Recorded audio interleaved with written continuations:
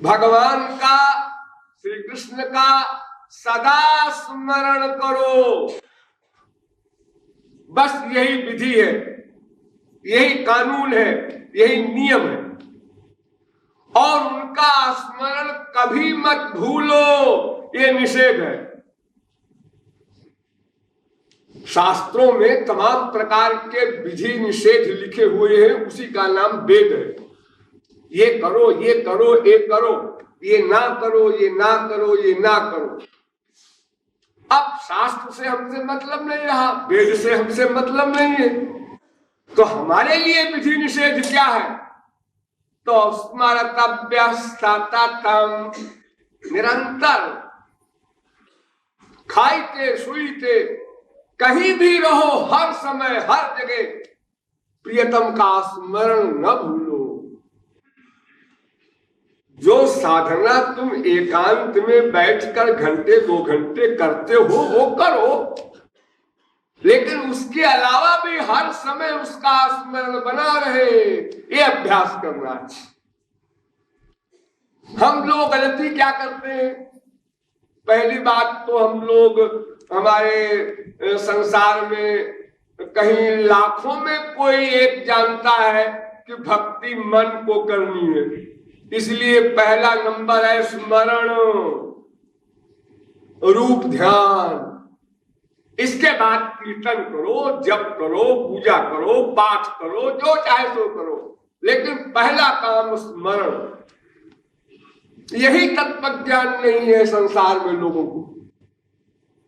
सब पहलंग साधना कर रहे हैं इंद्रियों से, वाणी से पाठ हो रहा है, कान से श्रवण हो रहा है, हाथ से पूजा हो रही है, और मन से कोई संबंध नहीं। तो सबसे पहले तो इतना तत्व ज्ञान आवश्यक है कि मन को ही भक्ति करना है, इंद्रियों को भक्ति नहीं करना है, और आत्मा को अकर्ता है। भक्ति मन को ही करना है, इंद्रियां भी हैं साथ में ले लो, अच्छा है, लेकिन इंद्रियों की भक्ति लिखी नहीं जाएगी। लिखा जाएगा भगवान के यहाँ केवल मन का अटैचमेंट, प्यार, स्मरण। तो मन का स्मरण सबसे पहले, जब आप कीर्तन करने बैठे, जप करने बैठे, कुछ भी करें, पहले भगवान को खड़ा करो। किसका कीर्तन करते हो? किसके लिए कह रहे हो हरे राम हरे राम? अरे पहले राम को खड़ा तो करो सामने। तुम भगवान को पुकारते हो, देखो अपने बेटे को पुकारते हो, जब तुम, अरे वो कहाँ है, वो देखो स्मरण पहले हो गया, अब नाम याद कर रहा है, अरे वो कहाँ है, वो रमेश। पहले स्मरण, बाद में नाम आप बोलते हैं। कहीं भी संसार में किसी को कोई याद करेगा, पुकारेगा, तो पहले उसकी शक्ल याद आए करेगा, फिर उसका नाम लेगा। ऐसे ही जब हम कीर्तन करते हैं तो इसका मतलब भगवान को पुकारते हैं, तो पुकारने का मतलब उसके पहले स्मरण होना चाहिए। नहीं तो हमारा गलत है वो कीर्तन भजन, कुछ भी हम करें। तो वैधि भक्ति में शास्त्र वेद के नियम हैं, मर्यादाएं हैं, क्योंकि वहां भय है। और रागानुगा भक्ति में रुचि, रुचि रुचि इंटरेस्ट जिसे कहते हैं आप लोग। हमको श्यामा श्याम का नाम, उनकी लीला, उनकी कथा अच्छी लगती है। मैंने आज ऐसे एक्टिंग में कहा, आज की बात है, मुझसे एक महान भाव ने कहा, महाराज जी आज कीर्तन 12 बजे तक होगा। हमने कहा नहीं भाई 11 बजे तक रुको, जैसे होता है, बेचारों को कल जाना है सवेरे, बहुत से लोगों को घर, और रात भर जागेंगे, रास्ते में सो जाएंगे, सामान उसका कोई उठा ले जाएगा ट्रेन से, और तो घर पहुंचेगा तो गाली देगा, महाराज जी अच्छे कीर्तन में गए। बिस्तर भी गंवाया है। लेकिन मुझे बहुत खुशी हुई जब कुछ घंटे बाद ही वो महानुभाव पहुंचे और उन्होंने कहा महाराज जी लोगों को यह न्यूज सुनकर कष्ट हो रहा है। लोग कहते हैं कि आज तो अंतिम रात है, हमेशा अंतिम रात के दिन जागरण हुआ है, ये तो होना ही चाहिए। तो हमने कहा फिर मुझसे पूछने काहे को आए हो, करो ना। उन्होंने कुछ शर्त लगा दी उसमें कि आप रात भर नहीं जागेंगे, आपका स्वास्थ्य खराब है और 2 हफ्ते से गड़बड़ चल रहा है मेरा, आप लोग जानते हैं। तो ये शर्त लगा दिया। हमने कहा ये तो बड़ी बुरी शर्त है। अरे मैं ऐसा नास्तिक तो नहीं हूं कि मैं बैठने योग्य नहीं हूं। अरे मैं ये कह देते कि आप बोलिए मत, वो भी नहीं। जागरण इस शर्त पर होगा, आप वहां ऐसे नहीं बैठेंगे रात भर। जैसे आप जाते हैं सोने के लिए जैसे डेली, वैसे आप चले जाइएगा। तो ठीक है भाई, आप लोगों का लाभ है, मैं भी स्वीकार कर लेते हैं। तो ये रागानुगा भक्ति का चमत्कार है कि मेरे कहने पर भी, जबकि मेरे कहने पर खुशी होनी चाहिए। तो महाराज जी ने कहा 11 बजे छुट्टी हो जाएगी, बड़ा अच्छा सोने के समय। ये फीलिंग न हो करके इसके विपरीत महाराज जी ना रहे फिर भी हम लोग सारी रात कीर्तन करेंगे, ये बहुत बड़ी बात है, बहुत बड़ी। मैं तो ये सुन करके ऐसा फूल गया कि जैसे मेरा आधा किलो वेट बढ़ गया हो।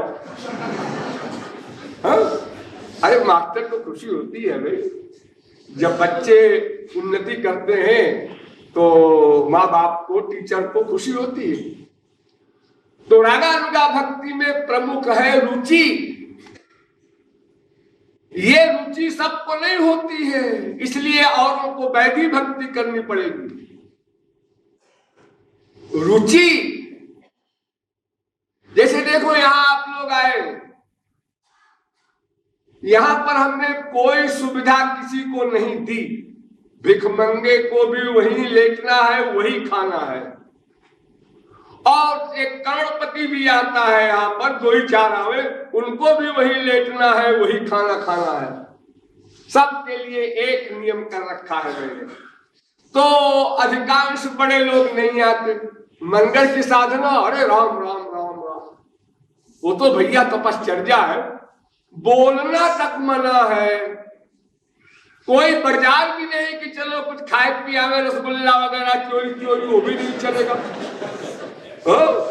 वो तो बड़ा मुश्किल है भाई, मनगढ़ की साधना हमसे नहीं होगी। हम और तमाम आश्रम है हरिद्वार वगैरह में जहाँ आराम है, एसी लगा हुआ है हमारे लिए, और टीवी भी है और सब साधन है, और जो मन में आए सो खाए। और जब गुरु जी की आरती होने लगे तो खाली खड़े हो जाए बस। ऐसी जगह जाने में सबको सुविधा है। और जहां इतनी बड़ी तपश्चर्या हो, तो अगर रुचि न हो तो कम से कम यहां तो गांव में कोई नहीं आ सकता। तो ये सब रागानुगा भक्ति वाले लोग हैं। ये रागानुगा भक्ति जो है, इसमें केवल उनके सुख के लिए ही उनसे प्यार किया जाता है। माधुर्य भाव में 2 सेक्शन है। एक स्वसुख वासना युक्त, अपने सुख की कामना से, जैसे कुब्जा का प्यार था श्री कृष्ण के प्रति, और एक श्याम सुंदर के सुख के लिए उनसे प्यार करना। ये ललिता विशाखा आदि गोपियों का था। तो वैसे तो किसी प्रकार से भी हो, कृष्ण भक्ता सकामोपि बरोन्य सेवकात् खलु निष्कामादपि तत्कामो यतो मोक्षाय कल्पते। अगर किसी तामसी, राजसी, सात्विक देवता का निष्काम भक्त भी हो तो भी उसकी मुक्ति नहीं होगी। और श्री कृष्ण का सकाम भक्त भी हो तो भी हो जाएगा भगवान के लोग। लेकिन एक कृपालु की राय 0.1% भी नहीं है कि आप लोग सकाम रास्ता अपनावें। लक्ष्य वही रखें कि सबसे आगे जाना है। कुब्जा तो बेचारी प्रेमा भक्ति पर बैठ गई। सकाम वालों की गति नहीं है उस साम्राज्य में जहां महाभाव का परमानंद प्राप्त होता है। इसलिए लक्ष्य वही रखना है, निष्काम भाव का। श्याम सुंदर के सुख के लिए ही उनसे प्यार करना है। और नवधा भक्ति आप जानते ही हैं। लेकिन एक बात थोड़ा समझ लेना है, वो क्या? जो सब बातों का प्राण है, प्राण क्या? रूप ध्यान। रूप ध्यान ये सबसे पहला और सबसे अंतिम भी रूप ध्यान। कुछ भोले भाले लोग कहते हैं भाई भगवान को तो देखा नहीं इसलिए प्यार नहीं बढ़ रहा। अपनी माँ से, अपने बाप से, अपनी बीवी से, अपने बेटे से प्यार जल्दी बढ़ जाता है। क्यों? क्यों? प्रत्यक्ष है, वो दिखाई पड़ता है। जो दिखाई पड़ता है वहां जल्दी प्यार बढ़ता है। और जो परोक्ष है, आंखों से परे है, तो उससे प्यार हो कैसे? वो है कैसा? वो जो लिखा है पुस्तकों में वो कुछ हिसाब बैठता नहीं है। बड़ा कठिन है रूप ध्यान करना। कीर्तन करना आसान है जबान से। नवधा भक्ति में 8 भक्तियां आसान है, लेकिन यही एक भक्ति स्मरणम सबसे कठिन। ऐसा लोग कहते हैं, लेकिन हम इसका उल्टा कहते हैं कि स्मरण से अधिक सरल कोई भी साधन नहीं है। सबसे सरल स्मरण। जिस बात को आपने लाखों बार देखा है, आंख बंद करके उस बाप की शक्ल बनाइए, नहीं बना सकते। नहीं बना सकते आप। बिल्कुल ठीक ठीक बनाइए, वैसे आंख, वैसे नासिका, वैसे मुख, वैसे कान, खाली इतने हिस्से का बना दीजिए, करेक्ट। नहीं बना सकते, कोई नहीं बना सकता। और अगर नहीं बना सकते तो आप कहते हैं मैं अपने बाप को याद कर रहा हूं। गलत। बाप का जब शक्लें आप नहीं बना सकते हैं ठीक ठीक, तो बाप को कहां याद कर रहे हैं? बाप के नाक को आपने बना लिया, मुंह नहीं बना पाए। दोनों बना लिया, कान भूल गए, कैसा कान है पिताजी का, इतने ध्यान से तो कभी देखा नहीं। और अगर बना भी ले तो बड़ी मेहनत, तो बड़े अभ्यास के बाद बना पाएंगे।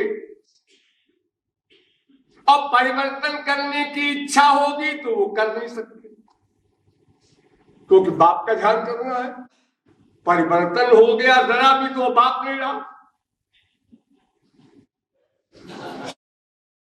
लेकिन भगवान के ध्यान में कोई प्रॉब्लम नहीं। भगवान कहते हैं तुमको जैसा रूप अच्छा लगे वैसे ही बना लो। बड़ी बड़ी आंख अच्छी लगती हो, छोटी छोटी लगती हो, नीली नीली आंख अच्छी लगती हो, काली काली अच्छी लगती हो, बड़ी ऊंची नाक अच्छी लगती हो, जैसा तुम्हारा अपना इंटरेस्ट हो, जैसी रुचि हो वैसा बना लो। वो भगवान का ध्यान कहलाएगा। और सब बना रहे हैं अलग अलग। जितने महापुरुष हैं सब अलग अलग बनाए। अरे बहुत से बहुत महापुरुषों में अगर एकत्व होगा तो यही होगा कि सब ने मोर पंख लगा रखा है श्री कृष्ण के, सारे महापुरुषों ने रूप ध्यान में मोर पंख लगा रखा है सबने, किसी ने कबूतर का पंख नहीं लगाया। लेकिन जो रूप है श्री कृष्ण का वो तो दो साधकों का भी नहीं मिल सकता। एक तो उम्र में अंतर, किसी को छोटे श्री कृष्ण अच्छे लगते हैं, वो 5 साल के श्री कृष्ण का ध्यान करता है, बाल्यावस्था का, कोई पौगंडावस्था का, कोई किशोर अवस्था का। तो सब अलग अलग अवस्था के उपासक हैं, इसलिए ही अंतर हो गया। फिर उनके शरीर का कलर, कोई ज्यादा गहरा नीला बनाता है, कोई किसी को गहरा नीला से उल्टी होती है, कहता है ये कोई रंग है हल्का लाइट रंग। सबकी अपनी अपनी पसंद है, जैसे साड़ी वाड़ी आप लोग पसंद करते हैं संसार में, ऐसे ही सबकी अपनी अपनी पसंद है। और उस पसंद का संबंध अनंत जन्मों से पहले से है, संस्कारों से है।